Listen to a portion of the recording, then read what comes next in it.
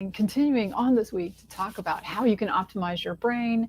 And today I want to talk a little bit about why you might have memory issues, how you can prevent memory issues. And this is so important because our understanding of the brain has evolved so much since I went to medical school. And now that we understand neuroplasticity, right, you can make new connections even when you're an older person. And that used to be not, we did not think you could do that. And so now, how do we really nourish, move, regenerate, cleanse your brain, get a new and a better brain, which can happen at any age? Well, I think the first thing that we need to understand is this idea of Alzheimer's that we have had, or memory, slow, gradual memory loss that is so common in our society. And I'm telling you, as we all get older, it's going to be even more common. It's probably more than one thing. Okay, there's probably not one genetic thing, right, that's causing Alzheimer's, even though we see this common pathology when we look at brains after people have died. We see this buildup of amyloid beta protein, right? And there's tests using how much of that is in the fluid around your brain to help determine if you have Alzheimer's or not. But I'm here to tell you that amyloid, what we're putting in our brain, that amyloid beta protein, is probably actually trying to protect us from something. Bum, bum, bum. And there's probably more than one reason that people have memory loss. And so when we're trying to learn how to turn around memory loss, is there going to be one magic bullet that does it? Very unlikely. Because what's happening with our brain, how well it's functioning as we get older, completely is depending on all of the things that have led up to that moment. For instance, how much brain reserve we have. And this week, another thing we're talking about is how you can develop brain reserve, right? You doing cross-lateral exercises, music, sight singing turns out to be extremely good for helping grow your brain, juggling, grow your brain, and you can still do that. And so we want to develop cognitive reserve so that as we have toxins, infections that affect our brain as we go through life, it's more likely that our brain will keep functioning. Okay, so we're going to talk about some of those things that can affect your brain function. Okay, and everyone wants to know, well, what are the big causes of memory loss, and are they reversible? And there's a beautiful book by Dale Bredesen, a physician and neurologist, called The End of Alzheimer's, which it should be required reading. Okay, so The End of Alzheimer's. Interesting thoughts on how Alzheimer's is probably more than one thing that looks this common way. It just looks like people are gradually losing their short-term memory. Interestingly, people keep that long-term memory. And it's thought that if we can possibly find all of the different contributors that are making a person not be able to remember well, and help all of those, support those systems, that we can, in fact, in some people, reverse Alzheimer's and get their memory back. So it's a pretty big thing. And as Dr. Bredesen was trying to differentiate the various kinds of memory loss, he came up with a few ideas. One was hot or inflammatory. Okay, that means if you have inflammation in your body, your brain doesn't work as well. You guys knew that because you're smart. Say, I'm smart. You are smart. You are smart. You knew that. If you're inflamed, your brain is not working good, right?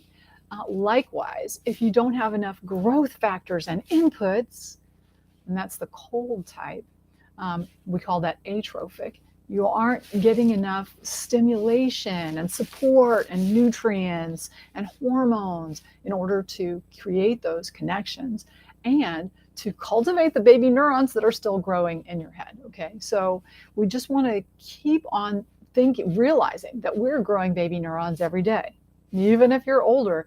And if we can create good habits, we're going to be able to help those baby neurons grow into adult neurons, right? Sweet. Who can guess what sweet is? Can you guess? That means sweet. That means glucotoxic. Too much sugar, and we know diabetes is a risk factor for Alzheimer's disease. And what happens is if we have too much sugar, the sugar kind of sticks on places, and makes it so it doesn't work. Okay, that's like break it down. Vile. This means toxicity. There are lots of toxins that can affect the brain function. Heavy metals, environmental toxins, even things that are in your shampoos and that kind of thing. Cosmetics. We really want to try and use things that are as clean as possible. That goes for your cleaning supplies. We want to be breathing in clean air, drinking clean water, because the less we put into our bodies that is not good for us, the less we have to get out. Our body does have a natural system of detoxification, and the people whose system is not working as well are more likely to start to have brain trouble. Okay, pale. So pale, we think about not enough blood flow, right? And for those of you who've had tiny little strokes or have a family member who's had tiny little strokes, vascular dementia is a kind of dementia or memory loss where people's brains not functioning as well because of poor blood flow. And this goes hand in hand with heart disease, cardiovascular disease, where the blood vessels kind of the plumbing gets clogged up. And we used to think it was fat causing this, but now it come to find a healthy diet can really help that. And we want to eat healthy fats, and we want to lower refined carbs and sugars, and those processed foods. Okay. So then the last one is days, trauma to the head. You guys, if you're riding your bike, wear a helmet. The more times you hit the noggin, the more likely it is that you're going to have problems with the brain. It's a really delicate organ in there. That's why we've got such a lot of bone around it. Okay, so put your helmet on. Okay, and I think it's worth considering whether or not we want to do sports that has repetitive head trauma, whether or not that is such a great idea when there's such clear evidence that repeated head trauma, whether it's heading a soccer ball, that's high velocity, you guys. If you're I'm sorry, I know I love watching soccer too. I love watching football. But these are not great for your brain if you're doing that. So these are the different types of problems that will lead to memory loss and can lead to Alzheimer's, okay? And if you understand this, you can be better informed. And this is sort of just going through them too. Again, so too much inflammation, too much glucose, not enough stimulation for growth and connection, too many hits to the head, too many toxins, and not enough blood flow. All right, so now that you know the things that are going to create issues in your life, how can you start to change things in your life so that these are less of an issue? Now, if you have diabetes, or if you have that big old sweet tooth that could lead you to diabetes later, beautifully, we have things that we can substitute in our diet that taste just as good, you guys. So I know I've been in that place where I've thought, how could I ever eat something besides ice cream and have that, that pure enjoyment? With time, you really can. We can let go of sugar. And I think it helps to realize that with sugar and processed foods, we are being duped by the food industry. They are trying to make stuff taste irresistible. And you don't want to be like led by the noose towards diabetes by their ability to have a food. They have these special people called food chemists. They come in and they create just the right amount of sweet and salt, so you have to keep eating it. And you don't want to be manipulated by them. No, no, no, you're too strong for that, right? So if we start to think of this like, whenever you see an advertisement that's like, oh, these people having fun, and then they're like drinking soda that's super high sugar, they're trying to they're trying to brainwash you, okay? So don't be brainwashed into thinking that having fun has to have a high sugar drink, because it really does not. And if you notice, when you do indulge in something super sweet, it's the first bite that's really good.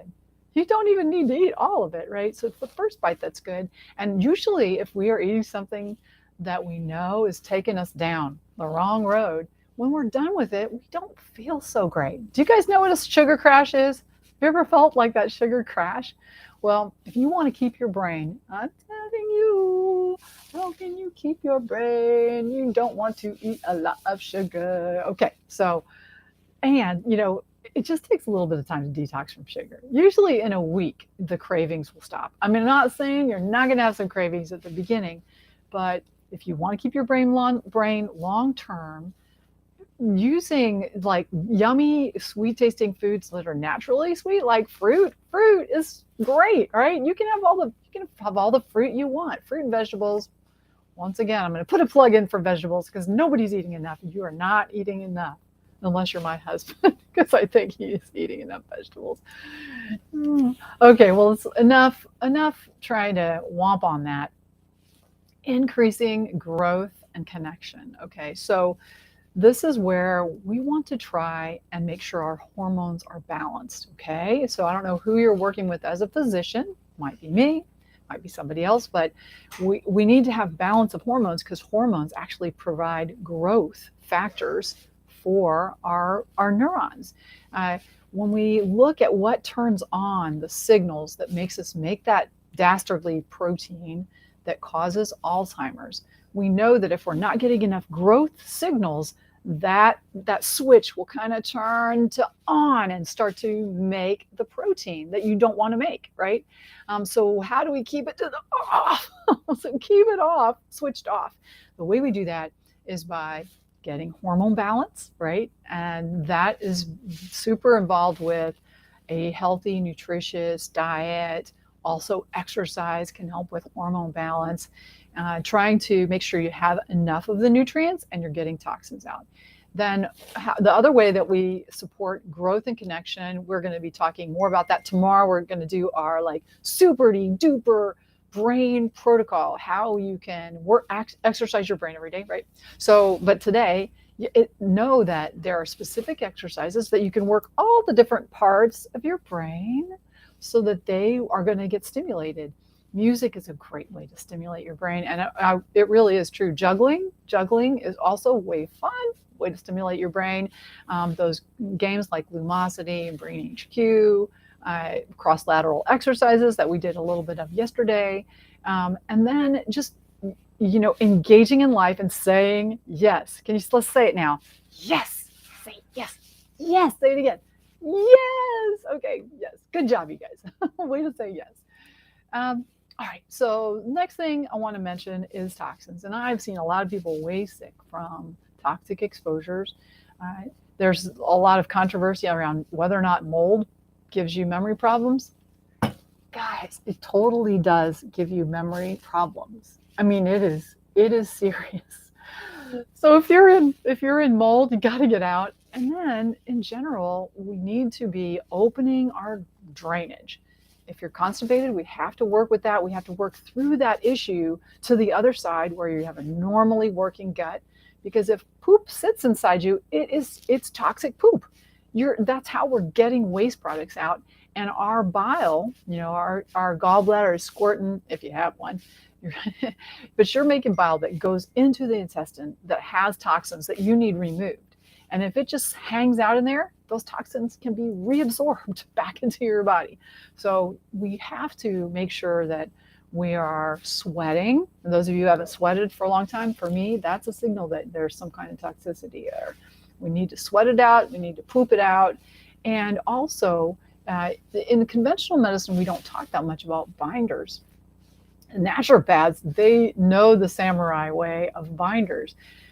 These are ways that you can gently pull toxins out of your body on an ongoing basis, okay? And I feel like it's part of just hygiene to take some binders.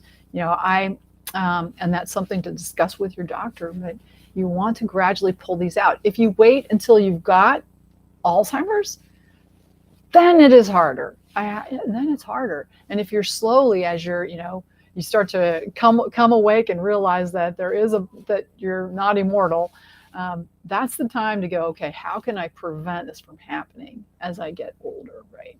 What can I do? And certainly there's biotechnology, there's gadgets that can help with your detoxification too. So I want to put a plug in there for detoxification through biotechnology. Okay, blood flow to the head and protecting the head. I touched on this before, but Dr. Goggin says, protect your noggin. Okay. Both Dr. Goggins. My husband's a family doctor too. Protect your noggin, because it's just something that it's preventable, right?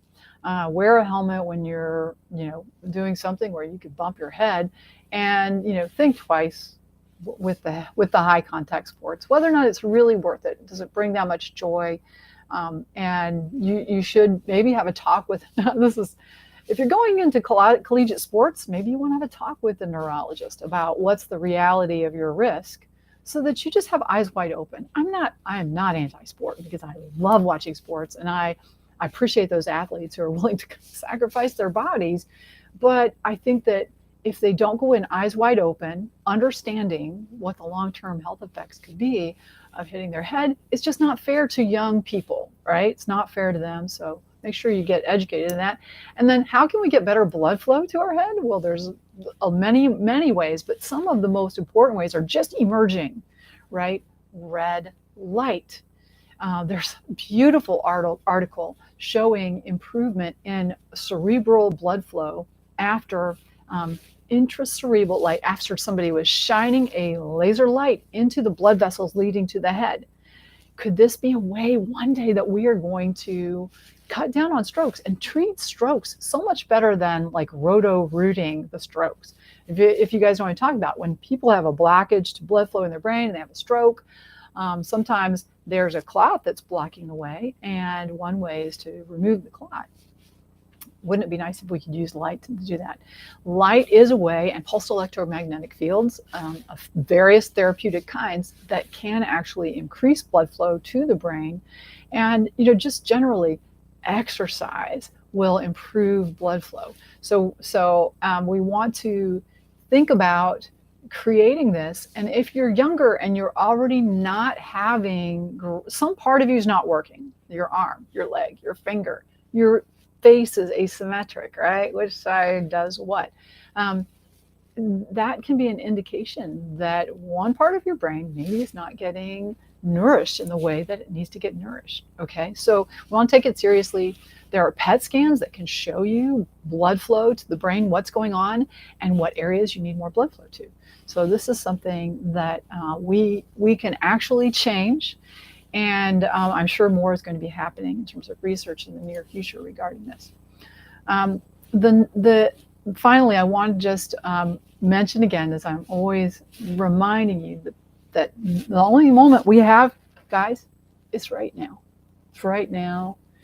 And today, if you can reach out to somebody, create community, create that idea that we're nourishing ourselves, nourishing others. We're moving forward in our journey. We're continuing to rejuvenate and cleanse in the moment.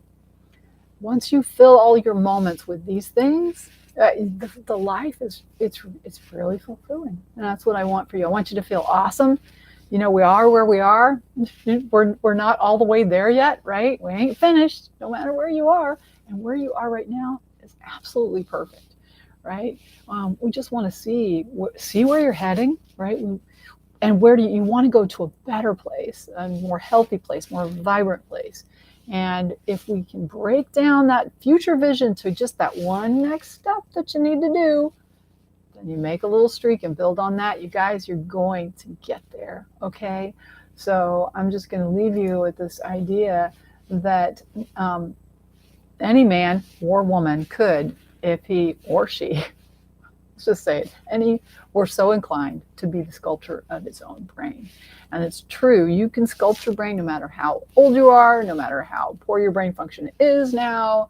And that's what I want for you guys, to have your best brain all your life, right? So you can really use all your ears. Okay, guys, I will see you next time. Don't forget to subscribe so you can actually be in on these secret videos, because this video is going to disappear in just a few minutes. But if you subscribe, you'll know when I go live, and you'll be able to check it out. All right, guys, have an awesome, awesome day.